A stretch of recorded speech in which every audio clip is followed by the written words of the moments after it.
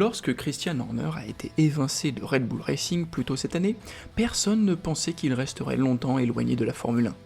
Arrivé chez Red Bull en tant que directeur d'équipe débutant en F1, il a transformé l'écurie en une équipe championne du monde en seulement 6 ans. Et depuis, elle est restée au sommet du sport. Il est à juste titre considéré comme l'un des meilleurs dirigeants de la discipline.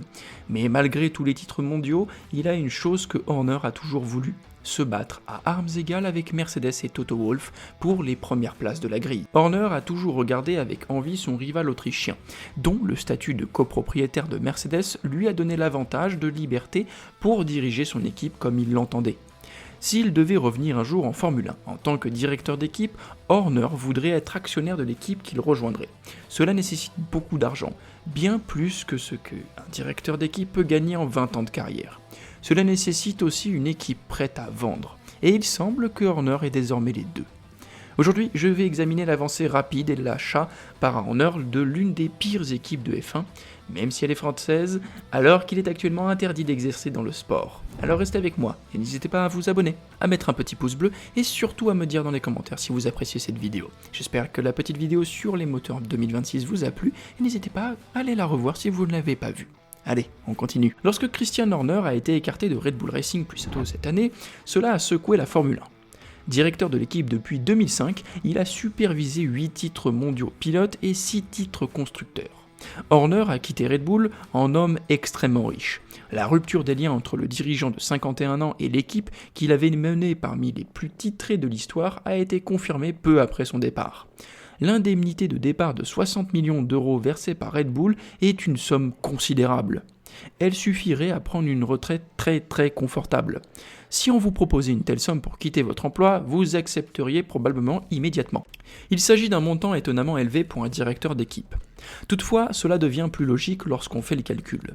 Le salaire d'Horner était estimé à 12 millions d'euros par an et son contrat courait jusqu'à la fin de 2030. Il a été licencié le 9 juillet de cette année. Un accord de 60 millions d'euros correspond donc en pratique au paiement des 5 dernières années de son contrat. Cela peut sembler étrange qu'une personne licenciée reçoive l'intégralité de son salaire, mais ce n'est pas rare dans le sport. Dans ce cas, Horner et ses avocats ont probablement fait valoir qu'il ne méritait pas d'être licencié et qu'il devait recevoir une compensation en partant d'un montant élevé. Red Bull a soutenu que le licenciement était justifié et que par conséquent, tout accord devait être nettement inférieur. Il a aussi pu y avoir une volonté de le récompenser pour les succès obtenus, indépendamment de la manière dont la relation s'est terminée. Au final, un compromis a été trouvé, avec lequel tous les parties peuvent vivre. Cependant, cette importante indemnité a aussi des inconvénients. Horner restera interdit d'accès au paddock de la Formule 1 jusqu'à la fin du mois d'avril, une clause incluse dans son accord de départ avec Red Bull. Cette restriction signifie qu'il ne pourra revenir dans le sport sous aucune forme avant le 5e manche de la saison 2026 en Arabie Saoudite.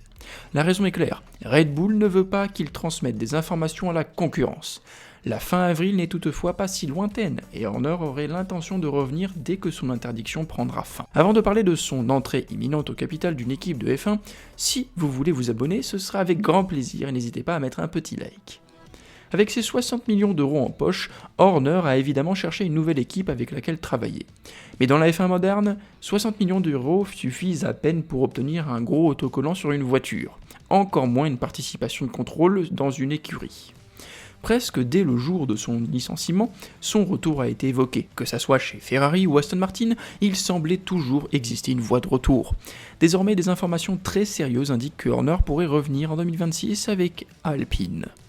Alpine traverse une période très difficile, comme on peut le voir, du côté de la France surtout, depuis plusieurs saisons, et la situation ne fait qu'empirer.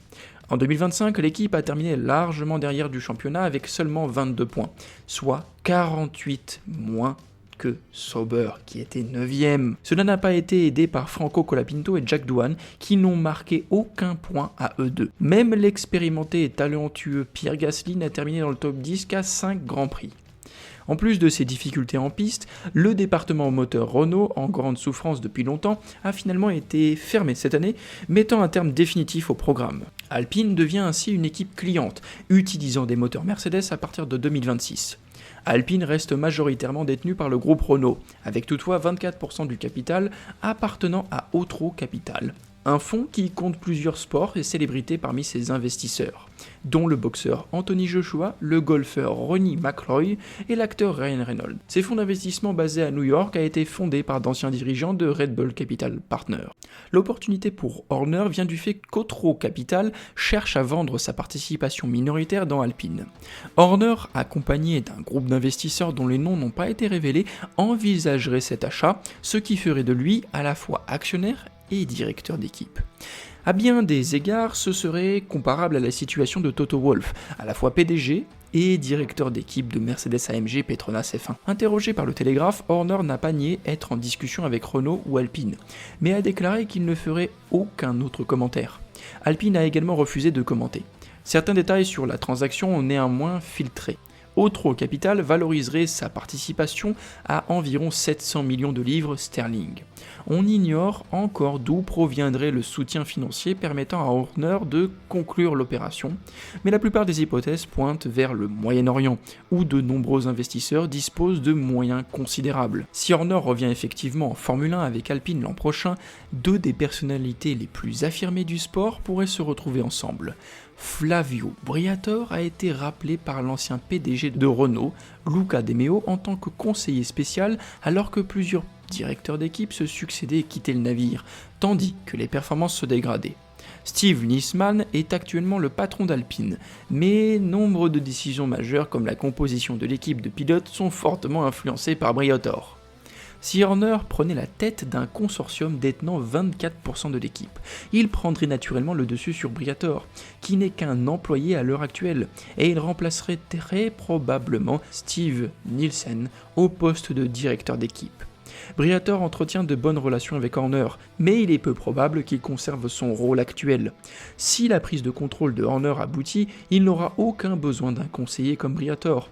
Il voudrait prendre lui-même toutes les décisions. Il existe aussi une grande différence entre avoir de bonnes relations et être capable de diriger ensemble une équipe de F1. Les deux hommes ont déjà eu des désaccords par le passé. En 2019, des rumeurs avaient circulé selon lesquelles Fernando Alonso pourrait rejoindre Red Bull pour la saison 2020. Interrogé à ce sujet, Horner avait déclaré « Fernando a tendance à semer le chaos partout où il passe. Je ne suis pas sûr que ce soit la chose la plus saine pour l'équipe de l'accueillir. » Briatore avait rapidement réagi à cette déclaration et, s'exprimant sur Radio Sportiva, avait répondu « J'ai entendu dire que Horner parlait négativement d'Alonso, et je trouve cela remarquable. Je ne supporte pas qu'une personne comme Horner parle mal d'une personne comme Fernando. L'occasion d'acheter une part aussi importante d'une équipe de F1 et se présente plutôt rarement. Le timing du départ de Horner de Red Bull et la très mauvaise forme d'Alpine ne pourraient donc pas être meilleurs. Le déclin des performances de l'équipe française a poussé Otro Capital à vendre sa participation. Le fonds avait acheté ses 24% en 2023 pour seulement 175 millions. Revendre cette même part pour 700 millions de livres 2 ans plus tard représenterait un retour sur investissement exceptionnel. La vente est donc une évidence pour le groupe. Horner n'est pas étranger au défi consistant à reprendre des équipes de F1 en difficulté.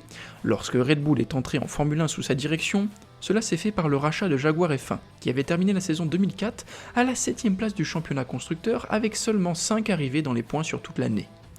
Pensez-vous qu'il puisse redresser Alpine? Et si oui, en combien de temps? Dites-moi votre avis dans les commentaires et n'hésitez pas à vous abonner, à mettre un petit pouce bleu et surtout à me dire si vous avez apprécié cette petite vidéo. Allez, on se retrouve la semaine prochaine, profitez bien de ce week-end et à mercredi.